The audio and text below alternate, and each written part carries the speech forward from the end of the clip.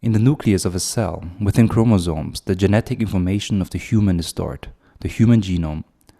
A chromosome consists of a long chromatin fiber, which is a string of nucleosomes. The nucleosome is a strand of DNA tightly wrapped around histones. The three-dimensional spatial structure of the genome is crucial for gene regulation. However, its interconnected architecture, especially the large scale range from nucleus to atoms, poses a great visualization challenge, because it packs a 2-meter long string into a nucleus with just a diameter of 6 micrometers. Although often depicted in an X-shaped structure, for the largest part of the life cycle of the cell, the chromosome exists in a less condensed, more disordered form, much like a hairball.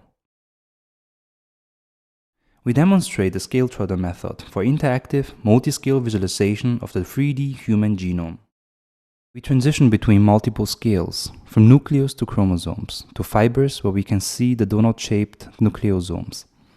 As we zoom in further, the 4 bases forming the DNA strand on the nucleosome are depicted, and finally, at the last scale, we will find the atoms that make up the characteristic DNA double helix.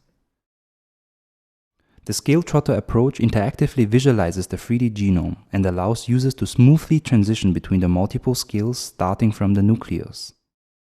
As we zoom in, we can see that the transition from the nucleus scale towards the scale at which the chromosomes are depicted in the differently colored regions. The scale transition depends on the proximity of the object to the camera. As these transitions happen, the previous scale functions as a 2D canvas for the next. By transitioning into the next scale, ScaleTrotter reveals the complex and detailed structure of the fibrous chromatin, and we select a part for a more detailed inspection. Now the donut-shaped nucleosomes are revealed. As we zoom in further and further, the nucleobases are represented in 4 colors. Finally, at its most detailed form, we can see the atoms of the DNA.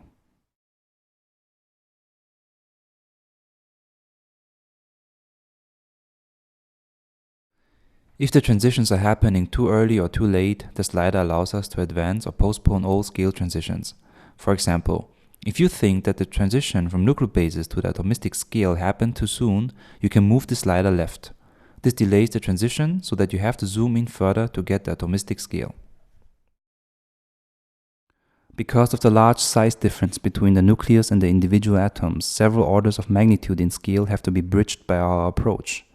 Our ScaleTrotter method describes a smooth way to travel down and up the negative scales.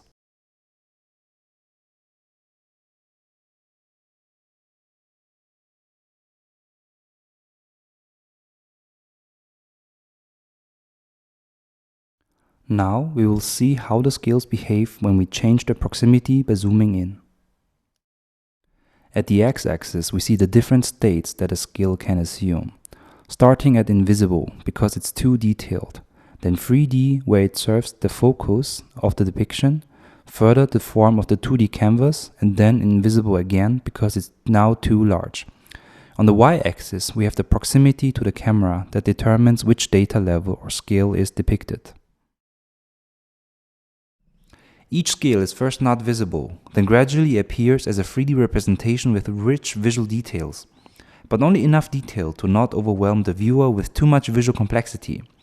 Then we flatten the representation into a 2D canvas that acts as a context for the next scale, which in turn appears on top of it. Finally, as the camera zooms in, the canvas scale disappears.